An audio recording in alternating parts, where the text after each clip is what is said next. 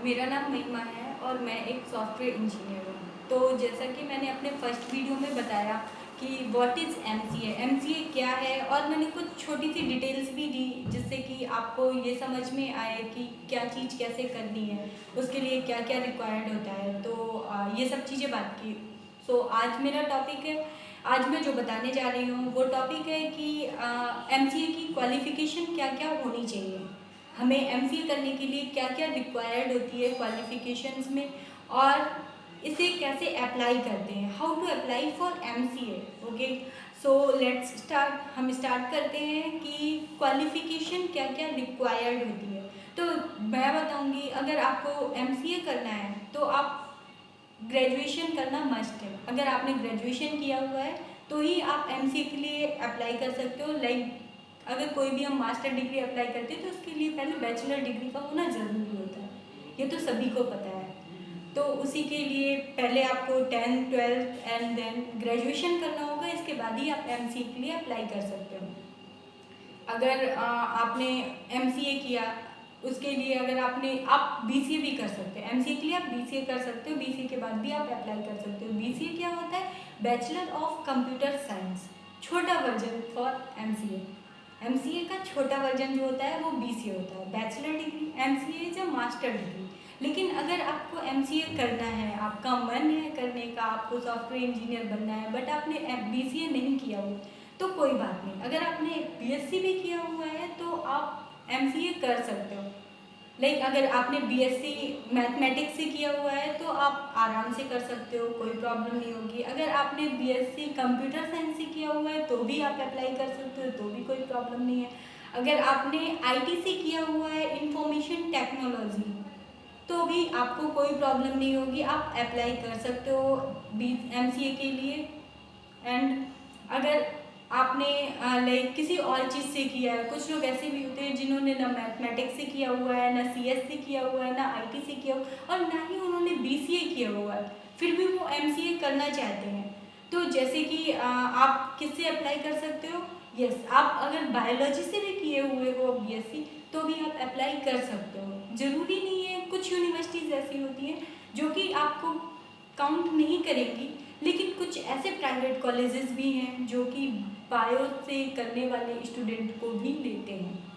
तो आप उधर से करने के बाद में आप आराम से अपनी सॉफ्टवेयर लाइफ में जा सकते हो। ओके, सो हमने जैसे डिस्कस किया कि किस किस सब्जेक्ट से आप कर सकते हो, आपको कैसे अप्लाई करना है। ओके, तो फिर इसके लिए अब मार्क्स की बात करते हैं कि आपको कितने मार्क्स रिक्वायर्ड होंगे एमसीए के लिए, एलिजिबिलिटी क्या है एमसीए की। तो अगर आप एमसीए करना चाहते हैं तो एलिजिबिलिटी प्रोसेस के लिए आपको मिनिमम 60% होना इम्पॉर्टेंट है। लेकिन कोई बात नहीं, अगर आपके 60% भी नहीं है तो भी कोई ज़्यादा प्रॉब्लम वाली बात नहीं है। आप एनआईटीज़ में नहीं जा सकते, आप कुछ यूनिवर्सिटीज़ में नहीं जा सकते, लेकिन कुछ यूनिवर्सिटीज़ ऐसी भी हैं जो सेंट्रल यूनिवर्सिटी है, बहुत अच्छा पैकेज भी दिलाती हैं, कंपनीज भी वहाँ पर आती हैं और आपको प्लेसमेंट भी मिलेगी। तो उसके लिए आपको ज़रूरी नहीं है कि आपका 60% ही हो। उसके लिए क्या कर सकते हैं हम कि आपका अगर 50% है, अराउंड 50% है तो भी चलेगा, अंडर 60% है तो भी चलेगा। जैसे कि मैं यूनिवर्सिटीज़ के नाम भी बता देती हूँ जो कि आपका परसेंटेज, आपका मार्क्स काउंट नहीं करती हैं। तो उसमें आती है सबसे पहले बीएचयू, बनारस हिंदू विश्वविद्यालय, जो कि एक सेंट्रल यूनिवर्सिटी है एमसीए के लिए, और वैसे भी वो सेंट्रल यूनिवर्सिटीज़ है, बहुत अच्छी यूनिवर्सिटीज़ है, आपने नाम तो सुना ही होगा। And JNU, Jawaharlal Nehru university, Delhi की यूनिवर्सिटी है, वो भी आपको काउंट नहीं कर सकती, काउंट नहीं करती। एंड थर्ड यूनिवर्सिटी का नाम जो कि इस टाइम मेरे माइंड में है वो है तेजपुर यूनिवर्सिटी। उसे भी आपके मार्क्स से, क्वालिफाइड मार्क्स जो भी होते हैं, तो उससे भी आपको लेना देना नहीं है। मतलब अगर आपके 50% से अंडर भी हैं तो भी वो आपको लेगी, और वो प्लेसमेंट भी अच्छा देती है, तो भी आप अप्लाई कर सकते हो। तो चलो हम मार्क्स की बात कर लिए कि कितना कितना होता है। तो जैसे मैंने आपसे बताया कि बीसीए क्या होता है? Bachelor of computer application. Graduation, थोड़ा सा इसके बारे में भी जान लेते हैं। तो बीसीए क्या होता है? बीसीए हम कब करते हैं? बीसीए हम आफ्टर 12th करते हैं। जब हमने 12th कर लिया है, 12th के मार्क्स आ गए हैं, रिजल्ट आ गए हैं, तो अगर आपको ग्रेजुएशन करना है तो ग्रेजुएशन में अगर आपको समझ नहीं आ रहा है कि क्या करना चाहिए, बट मुझे तो सॉफ्टवेयर इंजीनियर बनना है, मैं बीटेक नहीं कर सकता, मेरे घर में इतना पैसा नहीं है, या मेरे लाइक मुझे इतना पढ़ाई भी नहीं करना जितना बीटेक वाले करते हैं। समटाइम्स लोग ऐसा सोच लेते हैं कि लाइक नहीं, बीटेक में बहुत स्टडी करनी होती है, बट मैं तो थोड़ा स्मार्ट वे से काम करना चाहता हूँ, मैं इतनी स्टडी नहीं कर सकता। तो आपको अपना व्यूज़, अपने थॉट्स, अपना एम चेंज करने की ज़रूरत नहीं है। आप सिंपली बीसीए अप्लाई कर सकते हो और बीसीए के बाद आप एमसीए कर सकते हो। आपको आपको जॉब सेम मिलेगी, आपको जॉब में कोई प्रॉब्लम नहीं होगी। लाइक कि अगर आपने लाइक बीसीए और एमसीए किया हुआ है तो आपको कितना पैकेज अच्छा मिलेगा, कितना पैकेज अच्छा नहीं मिलेगा, जॉब सेम मिलेगी, सब कुछ सेम रहेगा। तो आप थोड़ा सा स्मार्ट वे के तरीके से भी जा सकते हो। ज़्यादा पढ़ाई भी नहीं करनी पड़ी आपको, मेहनत कब करनी पड़ेगी? थोड़ा सा एमसीए में जाकर। तो वो तो धीरे धीरे करके, जब आप स्टार्टिंग होती है, लोग पढ़ते रहते हैं, तो धीरे धीरे करके वो सारी चीज़ें मैनेज हो जाती हैं। तो आप ऐसे कर सकते हो। और बीसीए में भी सेम सिलेबस होता है, कुछ थोड़ा सा कम होता है, एमसीए का लेवल थोड़ा सा हाई होता है। जैसे कि आप जानते ही होंगे, कुछ लोगों ने सुना ही होगा कि जब बीएससी करो, बीएससी करने में थोड़ा सा कम होता है। अगर हम 12th करते हैं तो थोड़ा सा सिलेबस कम होता है, 12th के बाद थोड़ा सा इंक्रीज करके बीएससी में ऐड होता है, और बीएससी में थोड़ा सा और ऐड करेंगे तो वो एमएससी कहलाती है, मास्टर डिग्री कहलाती है। तो अगर आप मास्टर किसी चीज़ के बनना चाहते हैं तो आपको थोड़ी सी स्टडी लेवल आगे करना होगा, अपना बाकियों से थोड़ा सा स्टडी का प्रोसेस बढ़ाना होगा। ओके, सो इधर पे ये बात हो गई कि लाइक हमें बीसीए कैसे करना है। बीसीए आप किसी भी प्राइवेट स्कूल से भी कर सकते हो, किसी भी कॉलेज से कर सकते हो, कोई प्रॉब्लम नहीं है।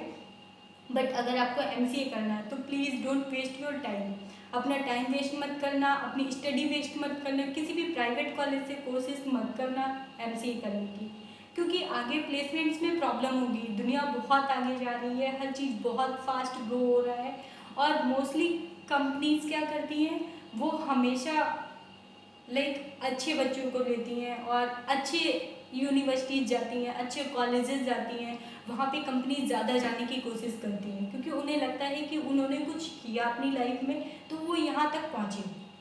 तो इसलिए बोल रही हूँ कि आप थोड़ी सी मेहनत कर लीजिए। तो आप एमसीए कर लीजिए। एमसीए के लिए बहुत ज़्यादा पढ़ना नहीं पड़ता। अगर आपने मैथमेटिक्स लिया हुआ है तो आपको एग्ज़ाम क्वालिफाई करने में ज़्यादा प्रॉब्लम नहीं होगी, आपकी अच्छी रैंक भी आ जाएगी, कोई प्रॉब्लम नहीं होगी। अगर आपने लाइक मैथ नहीं लिया है, सीएस लिया हुआ है, तो भी आपको बहुत ज़्यादा मेहनत नहीं करनी पड़ेगी, आईटी से भी बहुत ज़्यादा मेहनत नहीं करनी पड़ेगी। अगर आपने बीसीए किया है तो भी आपको थोड़ा सा मेहनत मैथ्स के लिए करनी पड़ेगी, क्योंकि मोस्टली लाइक एग्ज़ाम डिपेंड करता है सिर्फ उसी में, मैथ्स पे। तो उसके लिए थोड़ा सा ज़्यादा मेहनत करनी पड़ेगी, बट कोई प्रॉब्लम नहीं है, आपकी रैंक फिर भी इतनी अच्छी आ जाएगी कि आप क्वालिफाई कर सकते हो। तो उसके लिए मैं आपको सारी कोचिंग्स की जानकारी दूंगी, जैसे कि मैंने पहले भी बोला हुआ था, तो वो मैं आगे चल के अपने नेक्स्ट वीडियो में बताऊंगी। और इसके बाद में फिर क्या बोलते हैं, कोचिंग कौन कौन सी हैं, कौन कौन सा बहुत अच्छा परफॉर्म कर रही है, कितनी फीस स्ट्रक्चर है कोचिंग का, कितने साल हमें प्रिपरेशन करनी पड़ती है, मैं सब कुछ आपको बताऊंगी, बट सीक्वेंस पे में। जैसा कि मैंने पहले भी बोला हुआ है कि मैं धीरे धीरे करके आपको बाकी सारी चीज़ें बताती चलूँगी। तो आप देखते रहिएगा मेरे वीडियोस में, धीरे धीरे करके सारी चीज़ें बताती जाऊँगी। और जो भी आपको एक्स्ट्रा क्वेश्चन करना है तो आप मेरे कमेंट बॉक्स में कमेंट कर सकते हैं। फिर सेकेंड थिंग हम बात करते हैं कि कैसे अप्लाई करते हैं एमसीए के लिए, how to apply for MCA. तो मैं बताऊंगी कि लाइक कैसे अप्लाई करते हैं एमसीए के लिए। अप्लाई करने के लिए हमारे पास में कुछ एग्ज़ाम्स आते हैं। एग्ज़ाम्स कौन कौन से होते हैं, जैसे निमसेट का एग्ज़ाम हो गया। कुछ यूनिवर्सिटीज़ ऐसी होती हैं जो कि खुद अपना एग्ज़ाम कराती हैं, बीएचयू हो गई, और जेएनयू है, डीयू है, DU Delhi university, BHU Banaras Hindu विश्वविद्यालय, JNU Jawaharlal Nehru university Delhi, and Pune university Savitribai Phule, and ये पुणे की यूनिवर्सिटी है। Hyderabad central university, university of Hyderabad के नाम से इसका फॉर्म आता है। लेकिन अब कुछ लोगों ने अपनी यूनिवर्सिटीज़ को मर्ज कर दिया है निमसेट के फॉर्म में। तो आपको क्या करना है, आपको सिर्फ एक ही फॉर्म डालना है, लाइक निमसेट का फॉर्म डालना है, उसको क्लियर करना है। उसके अकॉर्डिंग जो भी रैंक आएगी आपकी, उसके अकॉर्डिंग कॉलेजेस डिसाइड होंगे, आपको एनआईटीज़ मिलेंगी। एनआईटीज़ में जो भी आपको लाइक जिस अकॉर्डिंग आपकी रैंक होगी उस अकॉर्डिंग आपको सारे कॉलेजेस मिलते चले जाएंगे। फिर इसके बाद में अगर आपको कॉलेजेस एनआईटीज़ सेलेक्ट नहीं करनी है तो आप यूनिवर्सिटीज़ जा सकते हो, यूनिवर्सिटीज़ भी उसी के अकॉर्डिंग होगी। ओके, सो बाकी यूनिवर्सिटीज़ में कैसे कैसे अप्लाई करते हैं वो सारी जानकारी भी मैं एक नेक्स्ट वीडियो में बनाऊंगी, कि लाइक अलग से भी मैं एक वीडियो बना दूंगी कि how to apply for MCA, और कौन कौन सी कोचिंग्स जो बहुत अच्छी हैं। लाइक जैसे कि आप कानपुर में रह रहे हो, या आप यूपी में हो, या आप चंडीगढ़ में हो, या दिल्ली में हो, उस अकॉर्डिंग भी मैं लाइक सिटी वाइज भी मैं आपको सिलेक्ट करके बता दूंगी कि कोचिंग कौन कौन सी बहुत अच्छी है, कहाँ पर कौन सी कोचिंग बहुत अच्छी है, कहाँ से आप प्रिपरेशन कर सकते हो, उनकी स्टार्टिंग कब होती है और उसकी एंडिंग कब होती है, सब चीज़ें, उनका फीस स्ट्रक्चर क्या होता है क्या नहीं होता है, मैं सारी चीज़ें आपको जानकारी दूंगी।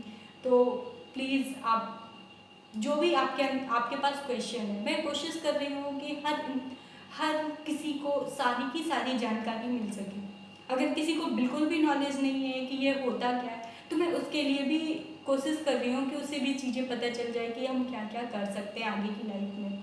तो प्लीज़ सारे वीडियोस देखिएगा, और इसके बाद में अगर कोई प्रॉब्लम है तो मुझे एक लाइक कमेंट बॉक्स में एक कमेंट डाल दीजिए कि आपको इसके बारे में जानकारी चाहिए, और फिर उस अकॉर्डिंग मैं अपना वीडियो आपको अपना लाइक वीडियो बनाकर शेयर कर दूँगी।